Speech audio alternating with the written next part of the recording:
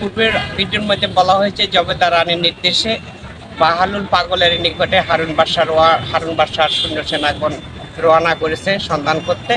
যাই হোক, সন্ধান পাওয়ার পরে যে ব্যবহারটা বাহালুল পাগলে হারুন বাদশাহ সৈন্যসেনার উপরে করেছিল সেগুলো ধমক দিয়ে তাহাদেরকে তাড়িয়ে দিল এবং সে বলল, যদি তোমাদের বাদশার প্রয়োজন হয় আমাকে, তবে আমার কাছে আসতে বলো, আমি তো তোমাদের বাদশার কাছে যাবো না। এই সংবাদে পাইয়া হারুন বাদশাহ খুব মর্মাহত হলো। তার তো একটা বেহেশতের টিকিটের খুবই প্রয়োজন, এই টিকিটটা সংগ্রহ করতেই হবে তাহাকে। অবশেষে তিনি নিজেই সেই বাহালুল পাগলের কাছে অবস্থান করলো। বাহালুল পাগলের কাছে অতীতের কর্মগুলা, অতীতের ব্যবহারের জন্য তিনি ক্ষমা চাইলো। ক্ষমা চাওয়ার পরে বললো যে, তোমার সাথে যে ব্যবহার করেছি সত্যি আমার অন্যায় হয়েছে, অপরাধ হয়েছে। তুমি সত্যিকারই আল্লাহর বান্দা, আল্লাহর একজন প্রেরিত বন্ধু, নিশ্চয় এতে কোনো সন্দেহ নেই। কারণ তোমার কাছে বেহেশতের টিকিট আছে। যে টিকিটটা আমার স্ত্রীকে দেওয়া হয়েছে সেই টিকিটের অবস্থান আমি দেখেছি, রূপ দেখেছি, অতএব তুমি আমাকে একটা টিকিট দিয়ে দাও। বাহালুল পাগলে বললো, আমার কাছে একটি মাত্র টিকিট ছিল, আর এখন তো টিকিট দেওয়ার মতো আর কোনো টিকিট নেই, আমি আপনাকে আর টিকিট দিতে পারবো না। কিন্তু আবার বললো, যার কাছে একটি টিকিট থাকে তার কাছে অতিরিক্ত টিকিটও থাকতে পারে, অতএব তুমি ইচ্ছা করলে একটি টিকিট আমাকে দিতে পারো। তুমি 1 লক্ষ টাকার বিনিময় একটা টিকিট বিক্রি করেছো, আমি তোমাকে 2 লক্ষ টাকা দিব, লাগে তার চেয়ে বেশি দিব, তার চেয়ে বেশি দিব, তার চেয়ে বেশি দিব, প্রয়োজনে আমার রাজত্বের অর্ধেক দিয়ে দিব, তবু আমার একটা টিকিটের খুবই প্রয়োজন।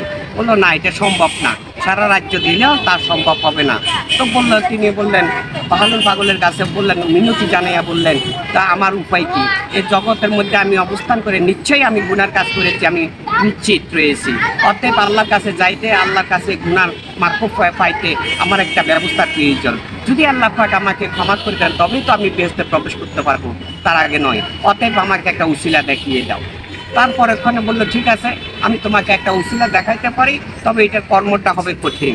যদি তুমি করতে পারো তাহলে তুমি বেহেশতে প্রবেশ করতে পারবে একটা উসিলা অনুযায়ী। আমি তোমাকে একটা উসিলা দিয়ে দেবো। সেই উসিলাটা কি? তার বললো, ঠিক আছে, আমি তা করার চেষ্টা করবো। পরেক্ষণে তার কথা শুনে বাহালুল পাগলে হারুন বাদশাকে তার বসার স্থান থেকে 1 চিমটা মাটি দিল। বললো যে, এই যে 1 চিমটা মাটি আমি তোমাকে দিলাম, এই 1 চিমটা মাটি যদি তোমার স্ত্রীকে পানির সাথে মিশিয়ে খাওয়াইয়া দাও, এই 1 চিমটা মাটির উসিলা তোমার স্ত্রীর গর্ভে একটা পুত্র সন্তান হবে। এই পুত্র সন্তান হওয়ার পরে 3 বছর তোমাদের যত্নে থাকবে। 3 বছর পরে তাহাকে তুমি আমার কাছে পাঠাইতে হবে। প্রতিদিন রান্না করে, ভাত রান্না করে, খাবার রান্না করে প্রতিদিন একবার করে আমার কাছে পাঠাইতে হবে। তোমার স্ত্রী রান্না করবে এবং তোমার সন্তানের মাধ্যম দিয়ে আমার কাছে পাঠাইতে হবে। এইভাবে যতদিন পর্যন্ত না আমার আল্লাহ সন্তুষ্ট না হয়েছে ততদিন পর্যন্ত তোমার ছেলে এই কাজটা করবে। অতএব তোমার ছেলের নামটা পর্যন্ত আমি তোমাকে নির্ধারণ করে দিলাম। ছেলের নাম নির্ধারণ করলো ফারুক। আর অতএব সে দুনিয়াতে আসার পরে তার নাম নির্ধারণ করবে ফারুক। অতএব এখানে বলা হয়েছে বাহালুল পাগল যে আল্লাহর বান্দা, আল্লাহর বন্ধু, এখানে প্রমাণিত হয়ে গেছে। এখনো গর্ব আসে নাই, পেটের গর্বে হয় নাই, গর্ব হবে, দুনিয়াতে আসবে, তারপরে যে নাম হবে। অথচ গর্বে হওয়ার আগে নাম নির্ধারণ করা হলো, যার নাম ফারুক। 3 বছর পরে শুরু করা হলো সে বাহালুল পাগলের কর্ম।